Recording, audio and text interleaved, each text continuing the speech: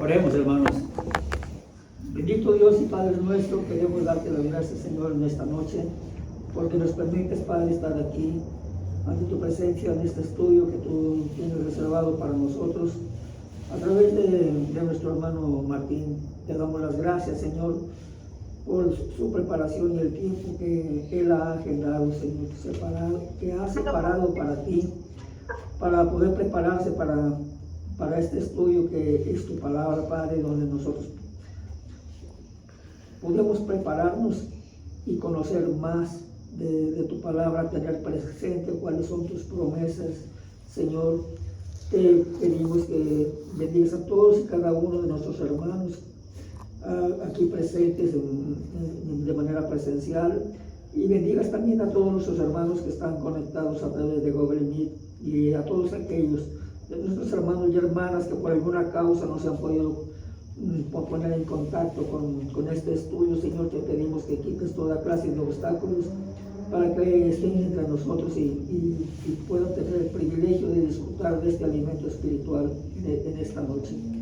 Padre, bendice a nuestro hermano Martín, dale palabras fáciles, entendibles, y dispón nuestra mente y nuestro corazón para que estemos concentrados, Padre, para aprender y digerir este conocimiento y poder llevarlo a nuestra vida cotidiana.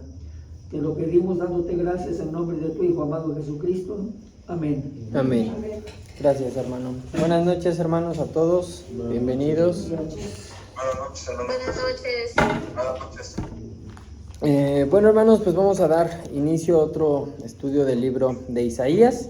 Hoy nos toca, o vamos a analizar, de los capítulos 49 hasta el 53. Pero antes, hermanos, me gustaría hacerles una pregunta, porque nos vamos a centrar un poquito en esto. ¿Alguien ha escuchado el término los cánticos del siervo del Señor? ¿No? ¿Nadie? Ok. Pues es un tema un poco raro. Estuve buscando bastante ahí. Algunos estudios lo mencionan.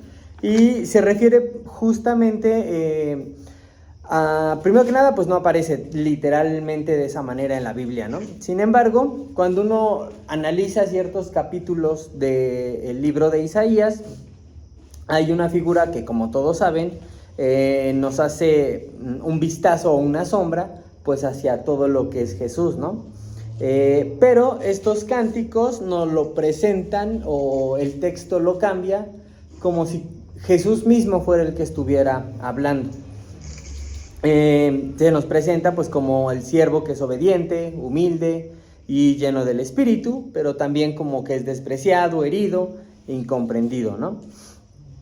De hecho, justamente apenas en la clase anterior, entramos en el primero de estos. Se le determina que son cuatro cánticos, y el primero estuvo en Isaías 42, versículos del 1 al 9.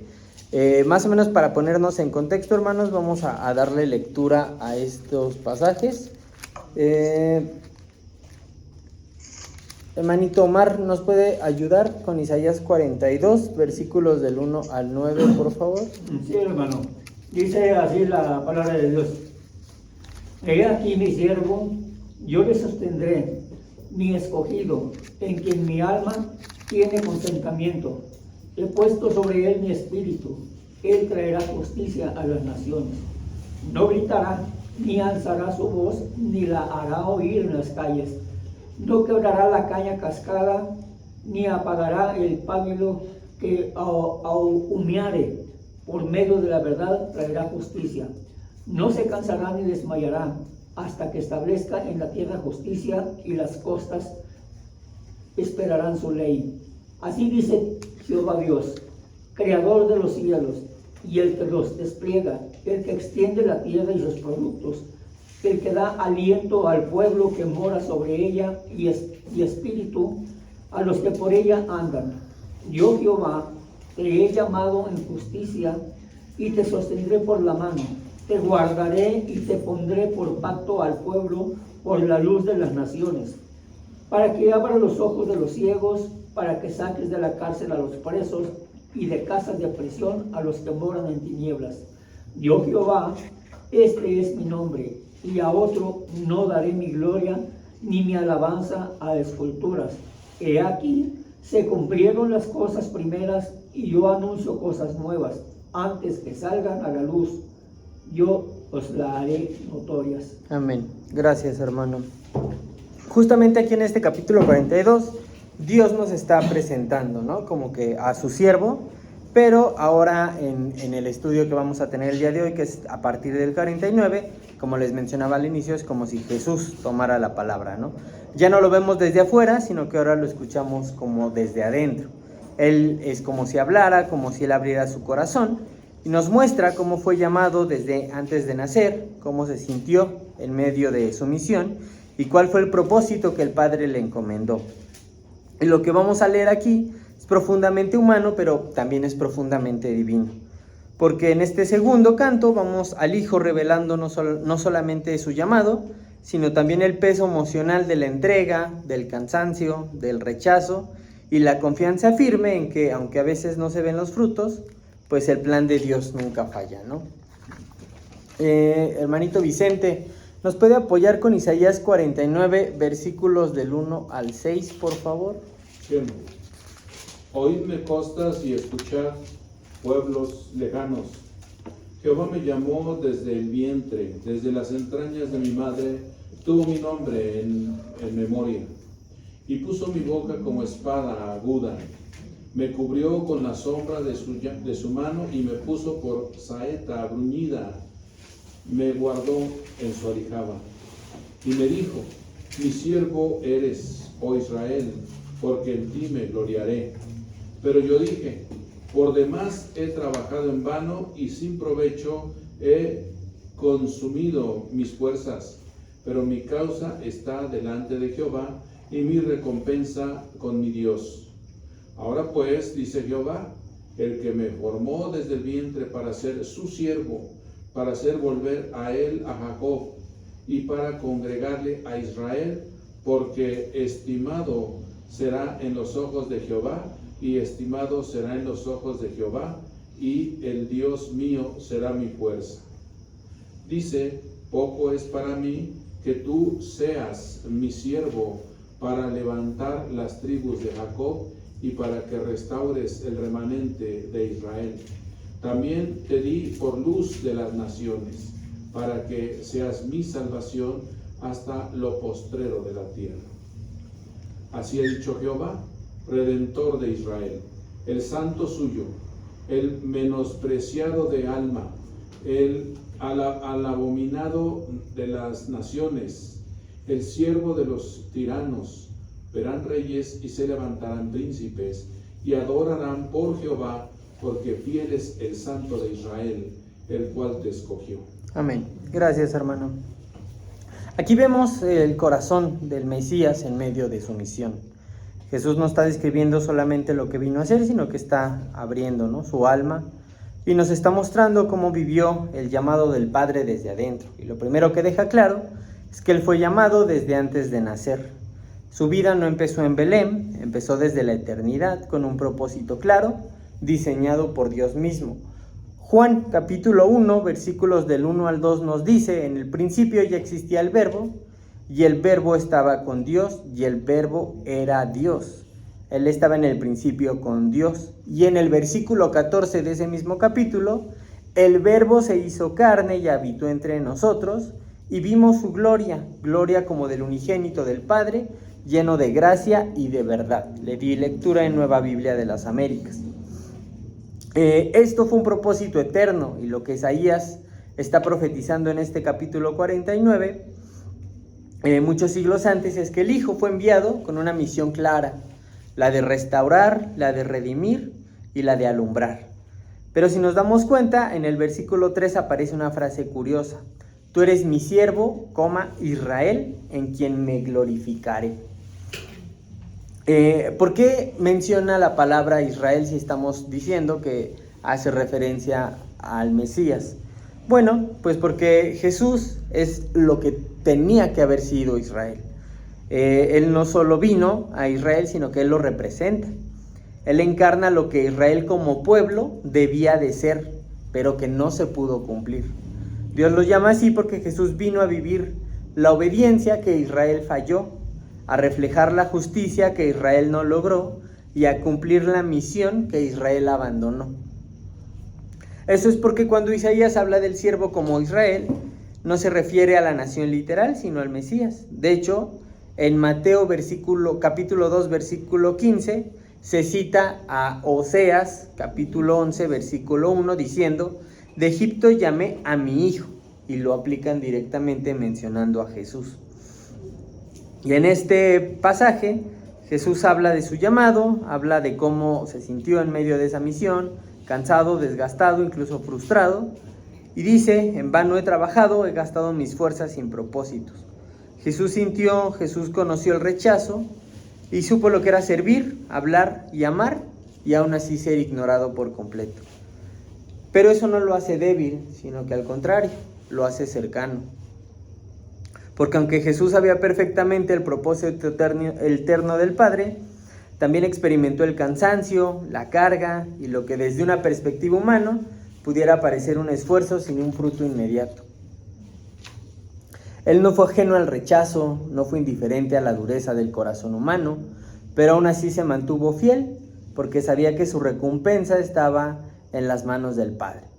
Hermanita Esther, ¿nos puede ayudar con Hebreos 4, versículo 15? Capítulo 4, versículo 15.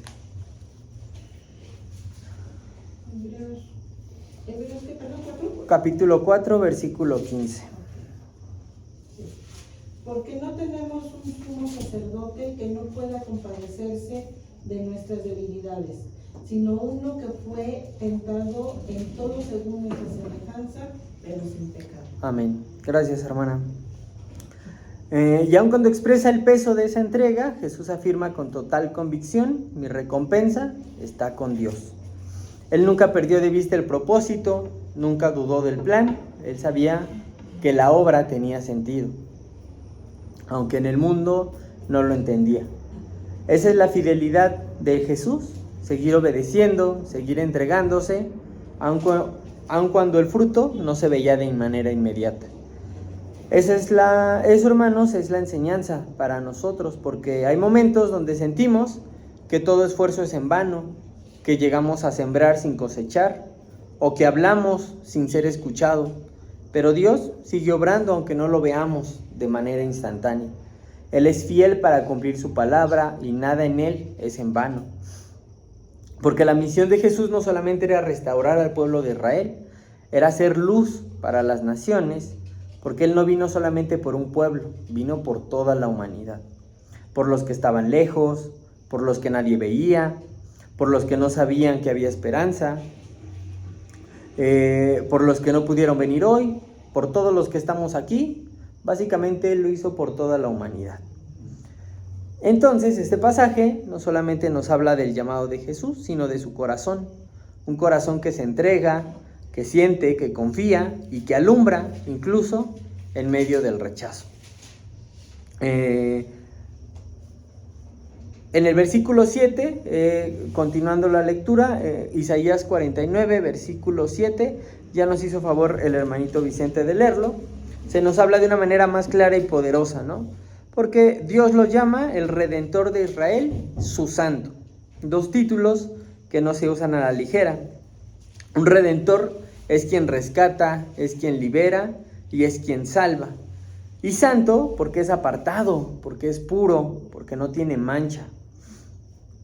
Nos recuerda que estamos hablando de alguien especial, que no solamente cumple un papel, sino que es Dios mismo actuando para salvar a su pueblo. Pero luego Dios reconoce algo que parece una contradicción. Llama a este siervo despreciado y aborrecido por las naciones. No es un título que nos gustaría tener a ninguno, ¿no? Sino básicamente es la realidad de la vida terrenal de Jesús. Él fue rechazado, Él fue menospreciado, fue ignorado por muchos. Fue alguien a quien el mundo no quiso aceptar. Fue odiado hasta el punto de sufrir esa crucifixión. Pero ese es el precio de obedecer fielmente la voluntad del Padre en un mundo que se resiste a querer escuchar la palabra. Aunque el mundo lo despreció, Dios nos dice que reyes verán y se levantarán príncipes y también se postrarán ante Él. Una profecía clara de la autoridad y el honor que Jesús tendrá, mucho más allá de lo que pudo experimentar en la vida terrenal.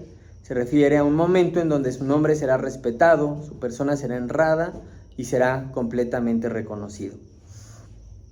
Y todo esto no es por mérito humano, no es porque el mundo lo reconozca, sino porque Dios es fiel a su palabra y su plan es eterno. Estos versículos nos recuerdan que el rechazo y la humillación de Jesús no fueron el final, sino que fue parte del camino hacia la gloria. Nos enseña a confiar en que Dios tiene control absoluto, incluso cuando las circunstancias parecen duras o injustas. Y para nosotros eso significa que aunque a veces enfrentamos rechazos, indiferencias o dificultades por seguir a Jesús, debemos tener la seguridad de que Dios honra a los que le obedecen y que su plan es siempre para bien. Cuando entendemos lo que Dios está haciendo, algo dentro de nosotros se tiene que mover. No podemos quedarnos de la misma manera, no podemos quedarnos callados. El corazón, si lo escucha, responde con fe, con una fe que es despierta y que es activa, y la esperanza es lo que se debe de encender. Isaías 49, versículo 13, hermana Irma, ¿nos puede apoyar, por favor? 13, ¿verdad? Sí. Dice la palabra de Dios: cantad alabanzas, oh cielos, y alégrate, tierra, y prorrumpid en alabanzas, oh montes, porque Jehová ha consolado a su pueblo, y de sus pobres tendrá misericordia. Amén. Gracias, hermano. El cielo, la tierra y las montañas responden con alegría porque Dios ha consolado a su pueblo y ha tenido compasión de sus afligidos. Dios no se queda quieto ante el dolor, Él ve, Él escucha y Él actúa cuando lo hace. Y cuando lo hace, todo cambia. Y no es una alegría forzada, es una alegría que brota de entender que Dios no abandona a los suyos. Esto no quiere decir que el pueblo de Dios siempre lo sintió así. De hecho, lo que viene en los siguientes versículos, en el 14, es justo la duda que puede que muchos de nosotros también hayamos sintido alguna vez. El Señor me ha abandonado, el Señor se ha olvidado de mí. Pero lo que Él responde es uno de los pasajes incluso más tiernos de todo el capítulo. Isaías 49, versículos del 15 al 16. Hermanita Sofi, ¿nos puede ayudar? Sí.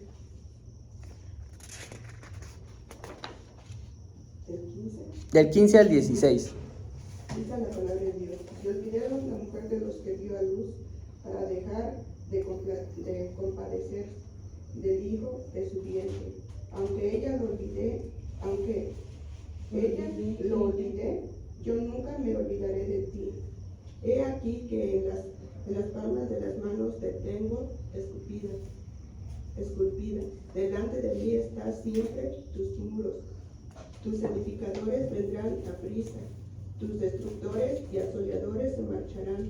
Alza tus ojos alrededor y mira, todo esto se han reunido, han venido a ti. Vivo yo, dice Jehová, que de todo como de vestidura de honra serás vestida, y de ellos serán adornadas como una novia. Hasta ahí, hermanita, gracias. Nos da una explicación, más que nada una imagen, ¿no? Una madre y una conexión inquebrantable por un amor que lo cubre todo. Una relación que nace antes de las palabras, incluso antes de la lógica. Ese tipo de amor que se da sin condiciones, sin contratos o sin garantías. Y aún así dice, aunque eso llegara a romperse, yo no me olvido de ti. Porque el amor humano, aún tan fuerte como puede llegar a ser, sigue siendo humano.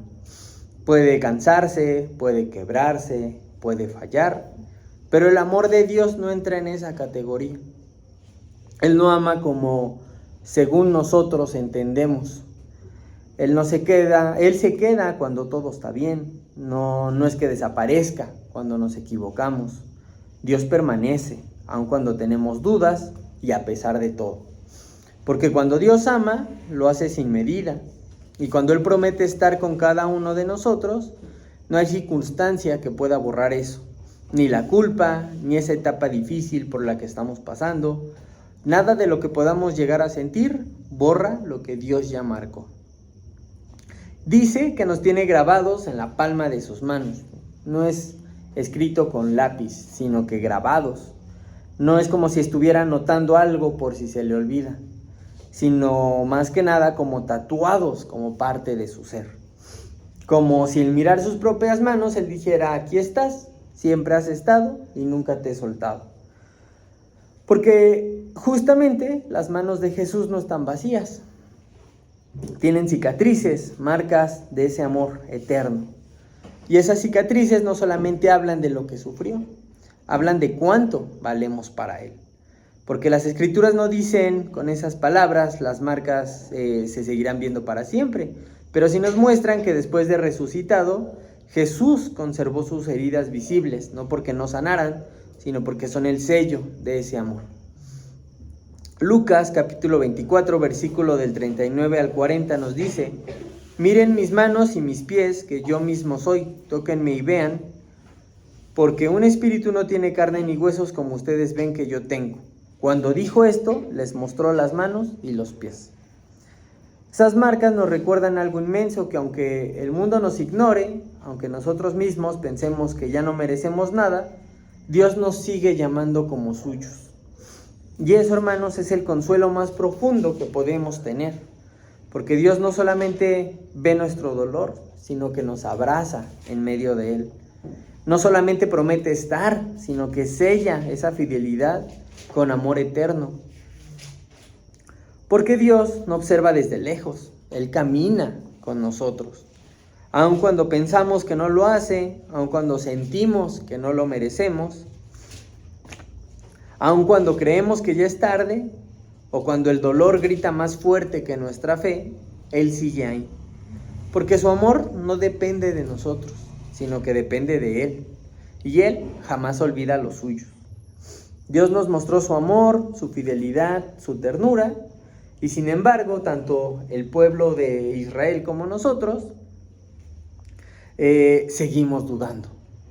Porque aunque sabemos que Dios es fiel, nosotros no siempre lo somos. Y eso es lo que vemos ahora en el inicio del capítulo 50. Un contraste muy marcado y muy fuerte. Versículos del 1 al 3. Hermano Ricardo, ¿nos puede apoyar, por favor? Capítulo 50. Sí, hermano. ¿Versículos del 1 al 3? Sí, por favor. Sí. Buenas noches a todos, hermanitos. Buenas noches. Ok. Dice la palabra de Dios: así dijo Jehová, ¿qué es desde la carta de repudio de vuestra madre, con la cual yo la repudié? ¿O quiénes son mis acreedores, a quienes yo os he vendido? He aquí, por vuestras maldades sois vendidos, y por vuestras rebeliones fue repudiada vuestra madre. ¿Por qué cuando viene no hallé a nadie, y cuando llamé nadie respondió? ¿Acaso se ha acortado mi mano para no redimir? ¿No hay en mi poder para librar? He aquí que con mi reprensión hago secar el mar, convierto los ríos en desierto, sus peces se pudren por falta de agua, de sed. Visto de oscuridad los cielos, y hago con silicio su cubierto. Amén. Gracias, hermano. Ahora nos hace Dios una pregunta directa, ¿no? ¿Dónde está la carta de divorcio con la que repudia a su madre? No es una pregunta literal, sino que es una imagen fuerte, simbólica. En este cuadro el pueblo es representado como la esposa y Dios como el esposo. Y lo que él está diciendo es: yo no firmé ningún divorcio, no me alejé, no fui yo quien rompió la relación. La separación no vino de parte de Dios, vino de parte del pueblo. Ellos fueron los que rompieron la comunión, los que eligieron alejarse, los que endurecieron su corazón. Dios nunca los dejó de amar, nunca nos dejó de hablar. Hubo olvido, hubo abandono, pero fue por parte del pueblo. El problema nunca ha sido el amor de Dios, hermanos. El problema ha sido la resistencia del corazón del hombre. Dios no cambió, no se dio por vencido, no se escondió. Él llamó, pero nadie respondió. Extendió su mano, pero nadie quiso tomarla. Y no fue porque su poder se limitara, sino porque el pueblo ya no quería ser sostenido. Se habían acostumbrado a vivir lejos, a caminar por su cuenta, y aunque eso solo los desgastaba y los vaciaba por dentro, ellos no querían volver. Pero aún así, Dios no se rindió, no se cerró, no desapareció, no se desentendió. Él siguió hablando, siguió extendiendo su mano, porque si el hombre olvida, Dios recuerda. Si el hombre es fiel, Dios permanece fiel. Y en medio de ese silencio y esa indiferencia del pueblo, Dios se vuelve a revelar y recuerda que sigue esperando que su pueblo regrese. No porque Él lo necesite, sino porque nos ama. A pesar del rechazo, a pesar de la frialdad, a pesar del pecado, sigue buscando restaurar esa relación. Porque si el pueblo fue vendido, no fue porque Dios los vendió, fue por sus propios pecados. Si se alejaron, no fue porque Dios los echó, fue porque el pecado siempre separa, siempre rompe y siempre enfría. Y aquí es justo donde vuelve a hablar del siervo, porque si el pueblo dejó de escuchar, el hijo no dejó de obedecer.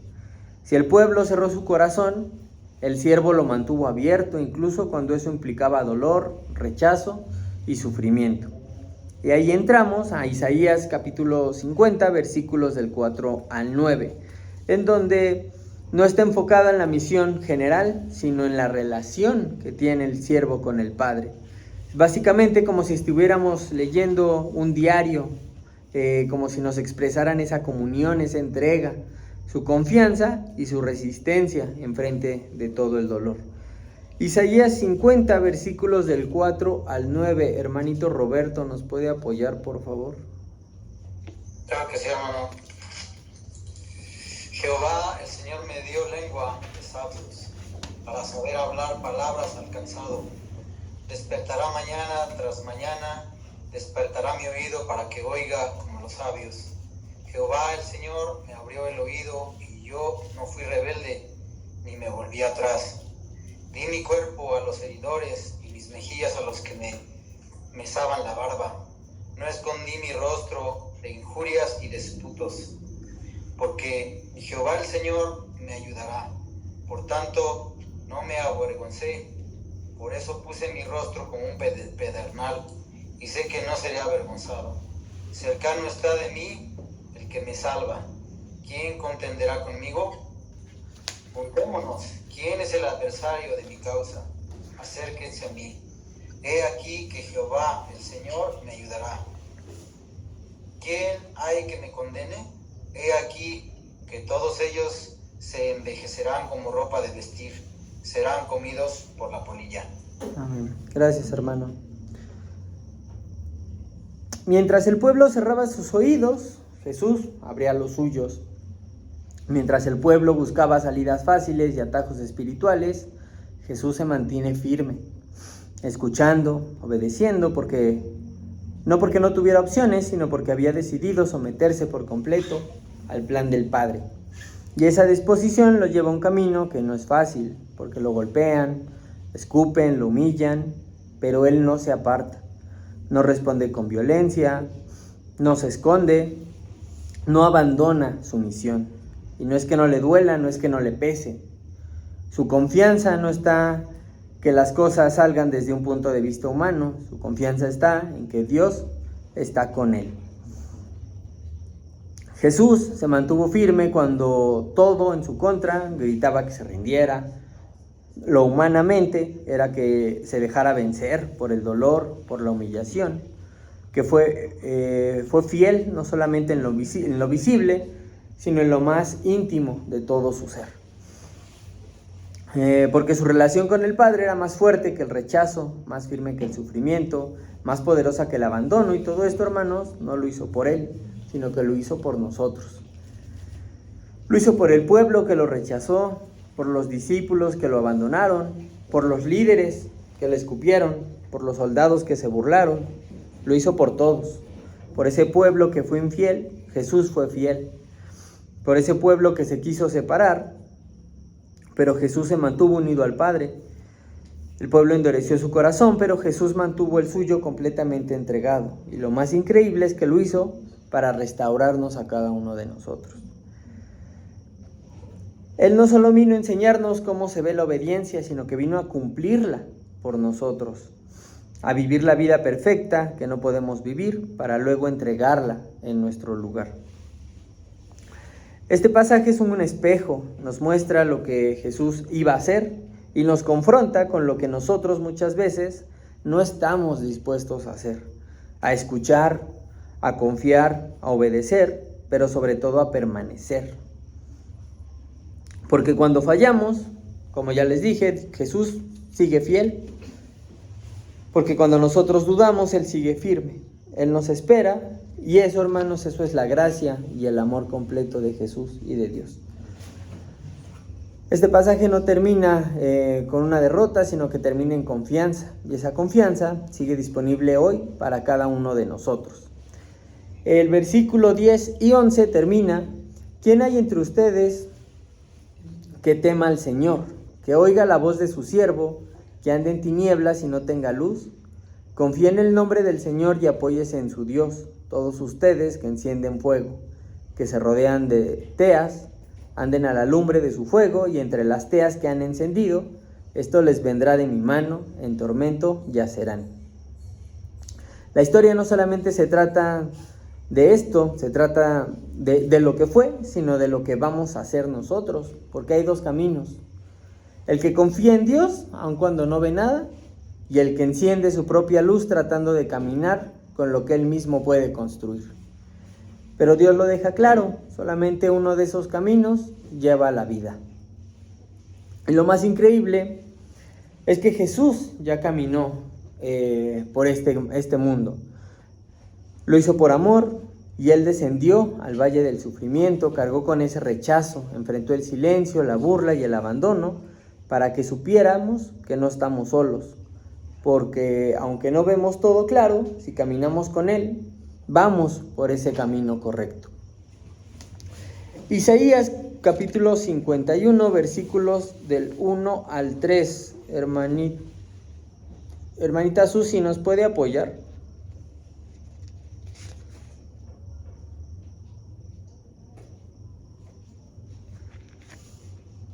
Perdón, hermano, ¿me habló? Sí, Isaías 51, versículos del 1 al 3. 51, sí, hermano, discúlpeme, es que tocaron y fui ahí. No se preocupe, hermano. 51, del 1 al 3, ¿verdad? Sí. Sí, perdón, hermano. Dice la palabra de Dios: oídme, los que siguen la justicia, los que buscáis a Jehová, mirad a la piedra de donde fuiste cortados, y al hueco de la cantera de donde fuisteis arrancados. Mirad a Abraham, vuestro padre, y a Sara, que os dio a luz, porque cuando no era más que uno, solo lo llamé, y lo bendije, y lo multipliqué. Ciertamente consolará Jehová a Sión, consolará a todas sus soledades, y cambiará su desierto en paraíso, y soledad en huerto de Jehová.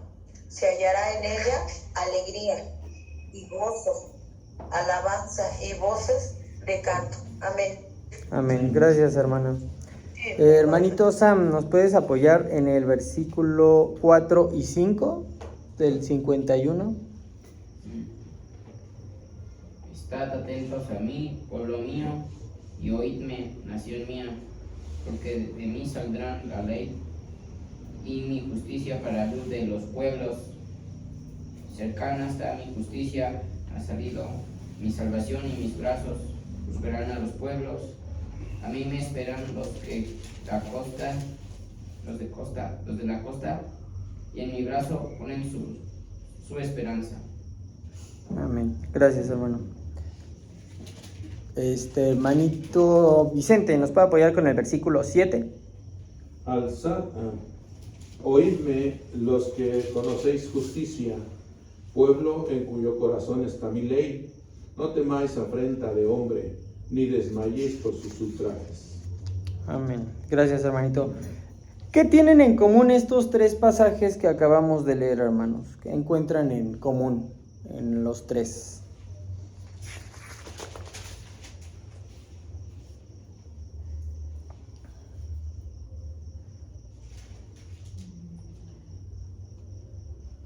Está hablando acerca de justicia. Justicia. Consuelo. Hermano, Adelante, hermano Roberto. el Señor les pide que pongan atención, ¿no? Que estén atentos y que oigan. Ok, atención. Gracias, hermanito. Nos decía, hermano. Consuelo. Consuelo. Sí, justicia, consuelo. Justicia, hermanita Esther. Esperanza. Esperanza. Gracias, hermanos. Pues sí, Dios está hablándoles a los que lo buscan, ¿no? A los que tienen su palabra en el corazón. A los que aman la justicia, pero que están principalmente atravesando tiempos difíciles. Y lo primero que les dice no es esfuérzate, no es échale ganas. Les dice miren hacia atrás y recuerden de dónde lo saqué. Hermanito Ricardo y hermanito Roberto después. Sí, hermano, muchas gracias. Este pasaje, bueno, del versículo 6 dice, alzad los cielos vuestros ojos y mirad abajo de la tierra, porque los cielos serán deshechos como humo. Viene un texto paralelo, hermano, en 2 de Pedro, capítulo 3, versículo 7. ¿Cómo será la venida del Señor? ¿Qué es lo que va a haber? ¿Qué eventos va a ocurrir en la segunda venida? Primero, el mundo deshecho, ¿por qué, hermano? Por fuego. Los cielos serán encendidos. La tierra va a envejecer. O sea, está hablando de la segunda venida del Señor. Va a haber, obviamente, la justicia, la ira de Dios y la justicia. Dice el Señor, no os venguéis vosotros. Mía es la venganza, dice el Señor. ¿Sí? Entonces aquí está, es un texto paralelo, yo lo veo así, a lo mejor estoy equivocado, puede ser, pero en este texto de 2 de Pedro, capítulo 3, versículo 7, hermano, que es en base a la segunda venida del Señor, es lo que va a ocurrir, y obviamente este es un mensaje de que todos debemos de prepararnos para el encuentro con Dios, porque todos nosotros en esta generación, hermano, vamos a encontrarnos con Dios, por supuesto, desde Adán y Eva, toda la humanidad vamos a estar en el juicio. Entonces debemos de prepararnos, hermano. Espiritualmente debemos estar a cuentas con el Señor. Gracias, hermano. Amén, gracias, hermano. Hermano Roberto. Sí, hermano, solamente como opinar respecto a este pasaje que como nosotros como pecadores, que fuimos pecadores y que ahora estamos caminando con el Señor y que pues estamos, sobre todo en esta actualidad, ¿no? Que está muy llena de violencia, llena de mentiras, de traiciones, y que estamos, pues prácticamente somos un remanente pequeño, ¿no? Se puede ver que el mundo es enorme y que de alguna forma está tratando de oponerse, ¿no? a lo que es el plan de Dios, y eso es lo importante, ¿no? Aquí nos recuerda que tenemos que poner nuestra mirada en el Señor y en sus promesas y tener la fe de que Él se va a encargar de todo, ¿no? Entonces creo que nos levanta el ánimo para seguir adelante y de saber que tenemos un Dios que es todopoderoso y un Salvador que ya murió por nosotros. Él ya ganó la victoria, Él ya ganó, ya derrotó la muerte y Él, pues lo único que nos pide es que nos mantengamos caminando con Él, y no importa, podemos tropezar, podemos a lo mejor de repente perder el ánimo y perder el camino, y por eso nos recuerda, ¿no? De dónde venimos, para que eso nos anime a mantenernos con esa firmeza que siempre nos va a hacer falta, ¿no? Y si podemos de alguna forma ver por qué esto es importante, es porque nosotros vamos a ser capaces de amar a otros y por eso se nos pide que estemos en comunión. El Señor dice, entre todos sean uno, ¿no? Y uno conmigo, para que ese conmigo es el que nos va a fortalecer, ¿no?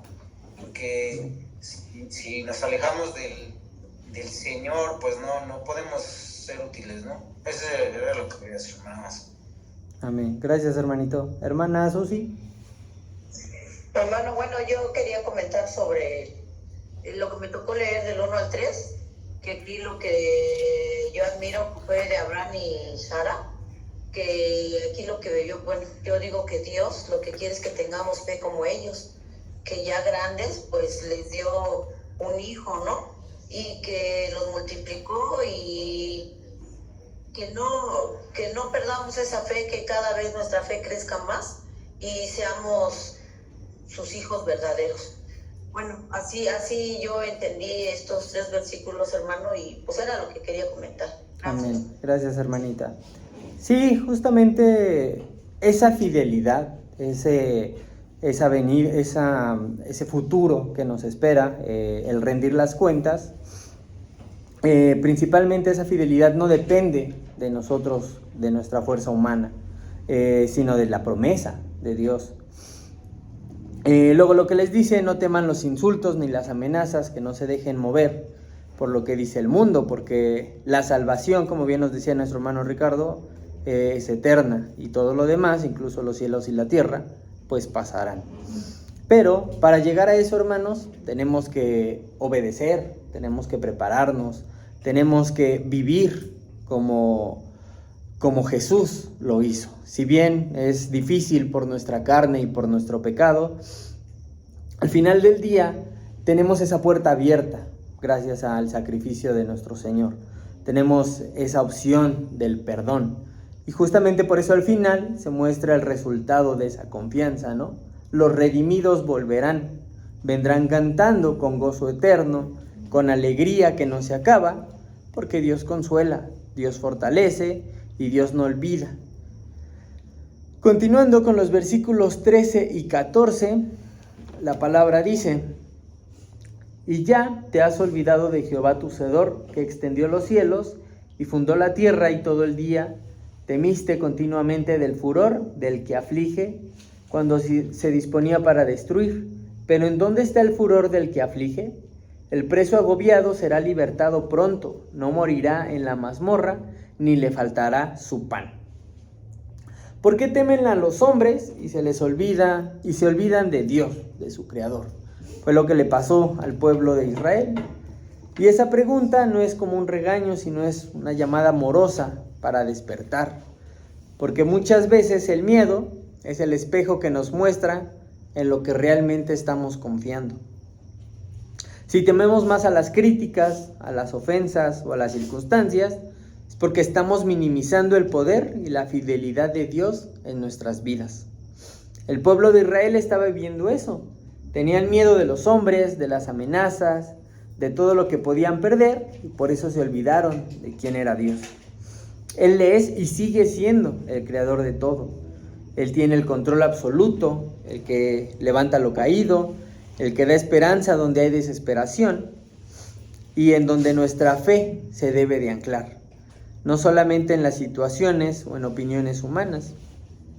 Porque aunque el mundo se desmorone a nuestro alrededor, aunque las pruebas parezcan fuertes y el cansancio nos llegue a vencer, Dios lo que nos prometió es la liberación.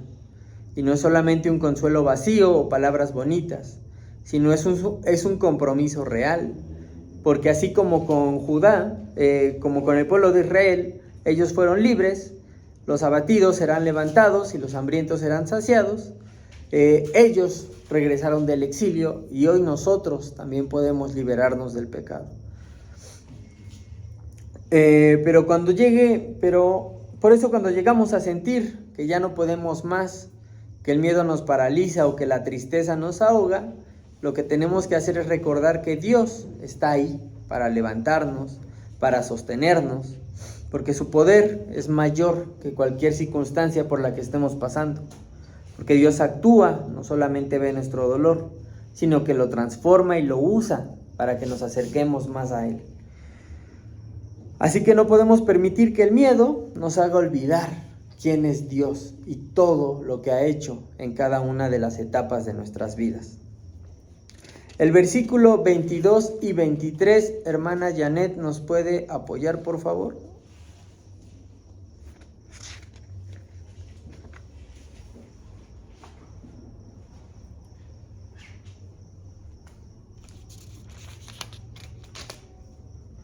Hermana. Sí, creo que no está. No, ya estoy aquí. Perdón. ¿Me repite, por favor? Sí, hermana, es 51, 22 y 23.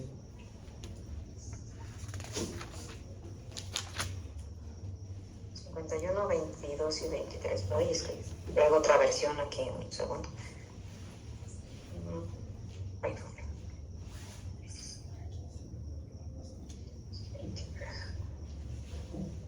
Así dijo Jehová tu Señor y tu Dios, el cual aboga por su pueblo.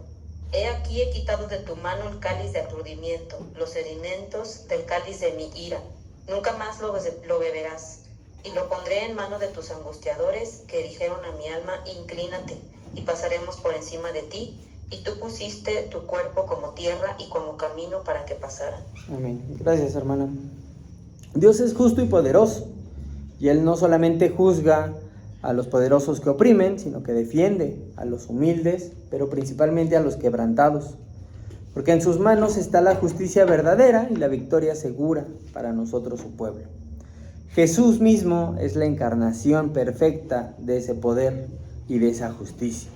Él mismo fue humillado, fue oprimido, pero también Él venció el pecado, venció la muerte y venció toda injusticia posible.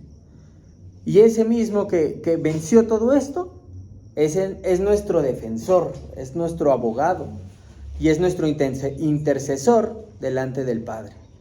Cuando sentimos que no podemos más, Él es quien nos levanta y sostiene con toda su gracia.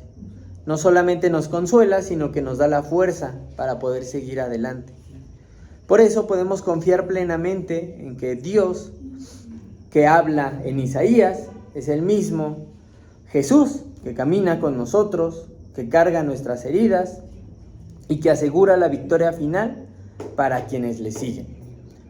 Hermanitos, le vamos a dejar aquí porque ya faltan 10 minutos y todavía nos falta el capítulo 52 y 53, que es de los más importantes en lo que es Isaías.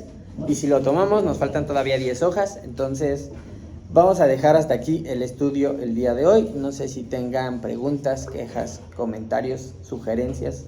Hermano Ricardo.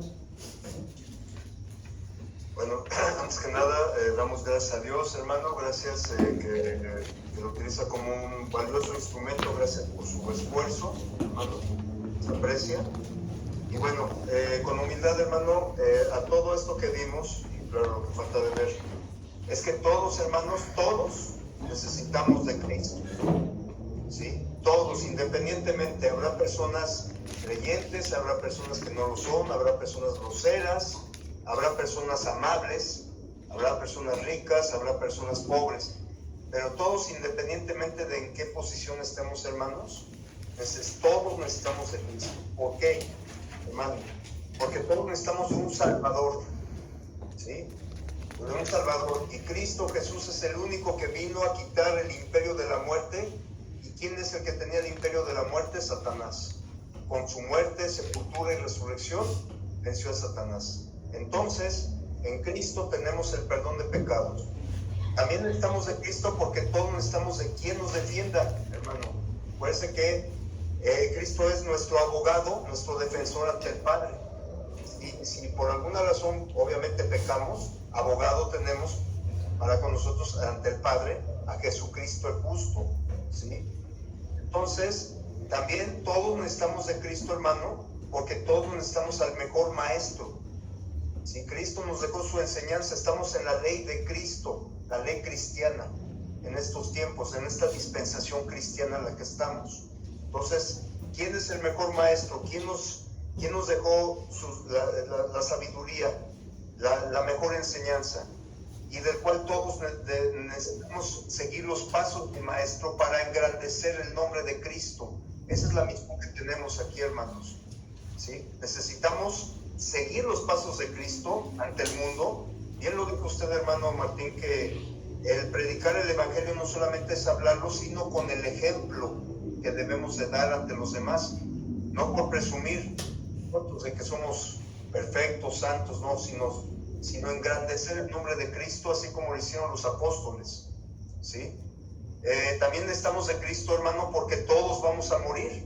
Lo dice en Hebreos 9:27, y de la manera que está establecido para los hombres que mueran una sola vez, y después de esto, el juicio. Entonces, hermano, aquí vemos que todos obviamente vamos a morir, todos. ¿Y quién no teme a la muerte? Todos tememos a la muerte física. El cuerpo está diseñado para sobrevivir, tiene temor de la muerte.